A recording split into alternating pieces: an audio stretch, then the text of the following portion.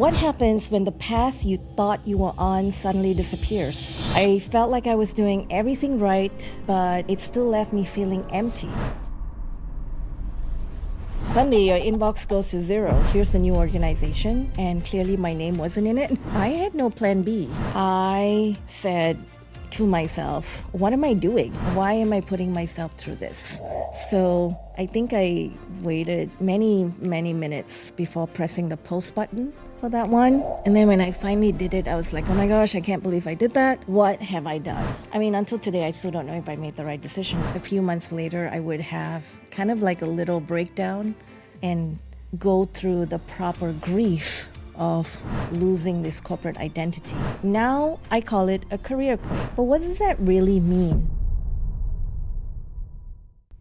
Hi, I'm Uma, and welcome to Raw, a podcast about the messy, unfinished, beautiful middle of life. This season is different.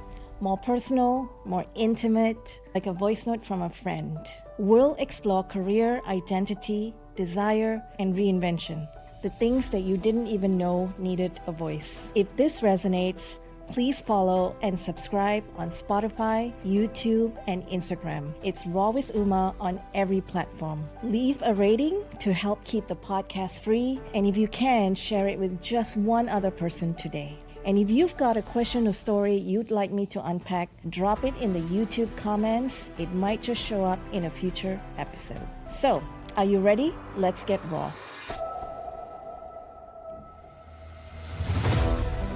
What happens when the path you thought you were on suddenly disappears? What happens when you get there, wherever there is for you, and the view isn't what you thought it would be? That's certainly what happened to me. I felt like I was doing everything right, but it still left me feeling empty. And for me, that starting point was an empty inbox. This is my origin story, the calm before the career quake. So I was navigating a acquisition. I was working at a company called VMware that was getting acquired by a company called Broadcom.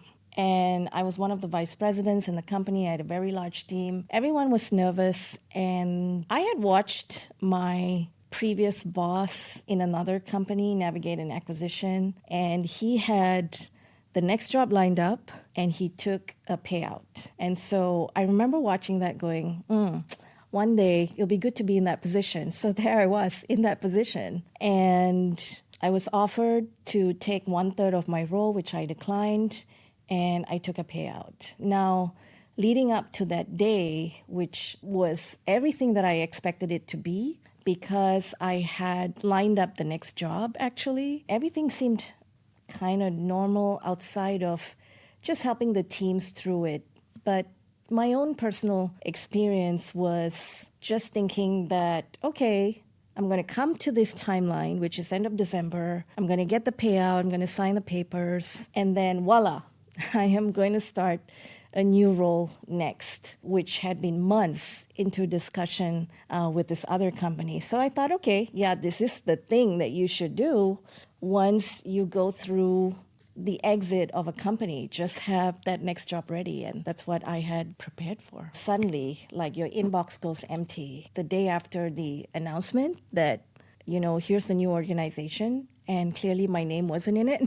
And suddenly your inbox goes to zero. So that, I think, was like the biggest shock for me because I get hundreds and hundreds of email every day. It's so used to be wanted. And then suddenly people don't need you anymore. So I was actually looking forward to having time on my hands to do things that I wanted to do before I started this next job. It was a very good thing for me at that point. I was very much looking forward to it and just getting ready to have a little holiday and then back into the corporate world. So I think I am just one of those people that has to do, and it's really hard for me to just be. And so I filled up my calendar with clean the office room every Monday at 2 p.m. It's a recurring meeting invite to myself. I had learned a whole bunch of things that I wanted to make time for, whether it was reading a book or visiting friends, get healthier. I could show up at the gym more consistently. It was surprising to me actually how much time it all took just to live life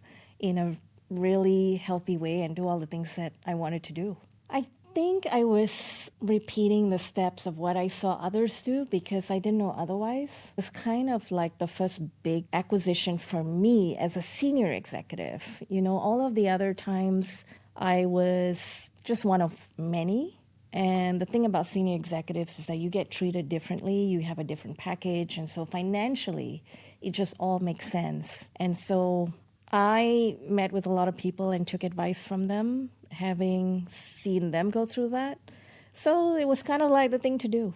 Well, actually, because I was a senior executive in tech, people call you instead of you calling them. So I had this call, and we talked for months. I went through a rigorous round of interview with a lot of people, and I was actually offered the job in the end. In fact, the person I was going to work for in the US was also planning to fly down in January. So this is 2 months after I signed my redundancy in November, to do a tour of Asia Pacific with me. And then we come back from the holidays and it's January, and I get a phone call letting me know that this company has gone through a huge restructure and the role is now 2 or 3 levels below. And they asked if I would still be interested, and of course I said no. So that was the first thing that kind of maybe put me off balance, because I was planning this move already, and it was certain. We had lined up so many things that was already in writing. It was just a matter of signing and just, showing up in the office. So this one threw me off balance, and I think that was like the first time, or the first incident for me to just go like, oh, like I had no plan B. Like this was the only plan that I knew I was just going to take this job and get going. So months go by and I get another call, and I'm doing other things in parallel because I find like I'm navigating this period also at the same time as navigating my separation from my husband. And so I decide that, I'm just going to take a little bit of time, and I get the second phone call. The role seemed interesting, and I did what I would normally do, which is to ask all the basic questions. They checked all the boxes, and I said, I'd really love to speak to the manager first, who I happened to meet for coffee the year before. And I get on this call with him, and I ask him a couple of questions which are probably tough, like, how do you plan to integrate somebody like me into an organization like yours? And I just found that his answers were uninspiring. And I remember sitting there thinking, oh my gosh, I could eat you for breakfast. This is so uninspiring. Like I should be running this organization, not you. So I left the call feeling deflated, when I think maybe just a couple of years before that, I would have done everything I could in that call to make sure I was going to be the front runner for that job. So I noticed this different feeling coming up after this conversation. So after that meeting, I said to myself, what am I doing? Why am I putting myself through this? And I decided then that I would not take any more calls. And I started building on to my, at that time, side passions, building the Elevate group with my partner Jingjin, and said, okay, let me just try this, And so like a month later was when I decided for good that I would say no to corporate. It was a very difficult decision. And I put out an announcement on LinkedIn to announce the Elevate group. And by this time, I had been building on it for months with Jingjin. And the Elevate group is just part of all these things that were forming in my head that I don't even have a name for it yet. I'm just calling it UMA Inc. for now. And the Elevate group is a part of that.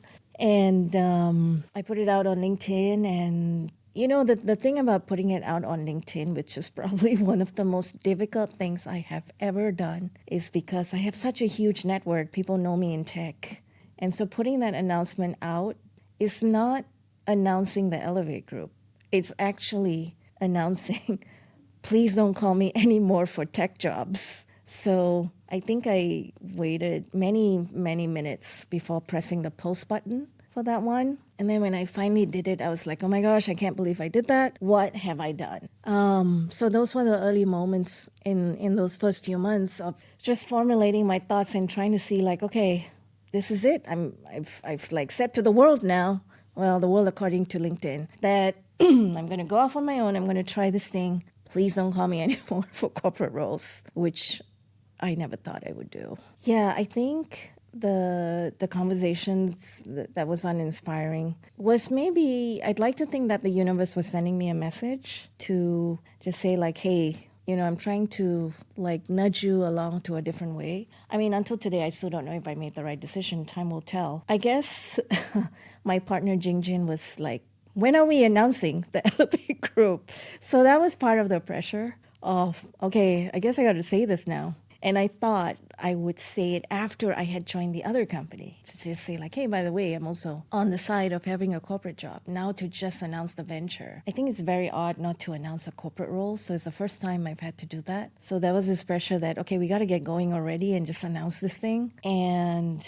like maybe, I don't know. I still don't know till today if that was kind of like the forcing function of, shit, I gotta make this work now. I don't know if it's the first tremor of my career quake. I think the first tremor was when I got the call to say the job was no longer and it was 2 or 3 levels below. I think that was the first that was my first feeling of instability. Kind of like what I thought I should do next and had planned for didn't happen, which there's no plan B because it was so, for me, it was ironclad that this thing was going to happen. So I had no plan B. That was kind of the first tremor. Then the second one was kind of like more of an inside my soul kind of just knocking and saying like, is this what you really want? Like, I was so uninspired. So that feeling of being uninspired was, I think I was much more tolerable about that in my corporate life. I wouldn't have minded working for someone like that. And then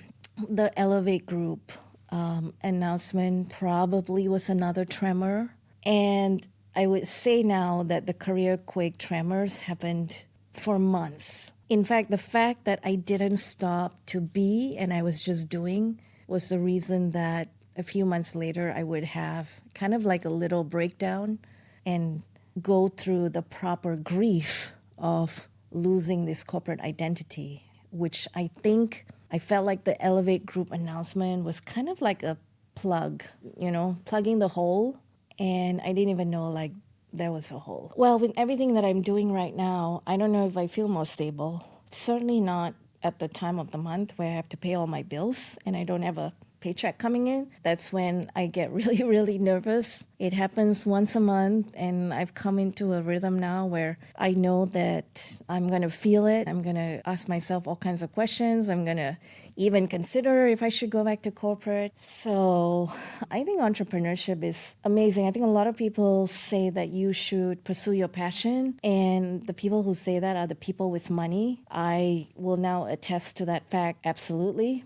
I think when you have money and then you create what you're passionate about, you make very different decisions about the business than when you actually need the money. So I think doing entrepreneurship much later in life after you've had all this corporate experience and you do have some money, so you can actually have, a few years of not worrying about it, is highly recommended. And I still don't know if I made the right decision. I guess stay tuned. Find out. So with everything that I just shared with you, at that time, I didn't have the language for it. I just knew the ground under me didn't feel stable anymore. Now I call it a career quake. But what does that really mean? How did I know I was in one? And once I realized it, what did I actually do about it? That's where we're heading to next. Thank you for listening to Raw, for sitting with me in the messy, unfinished, beautiful middle. If something in this episode resonated, I'd love if you could follow and subscribe on Spotify, YouTube, or Instagram. It's Raw with Uma everywhere. Please leave a rating on Spotify. And if you can, I'd love if you could share this episode with one person that needs to hear this message today, because the conversations we need most often start one-to-one. Have you got a question or thought that you'd like me to unpack in a future episode? Drop your comment in the YouTube comments and I'll bring it into the conversation. I'm Uma, and this is Raw.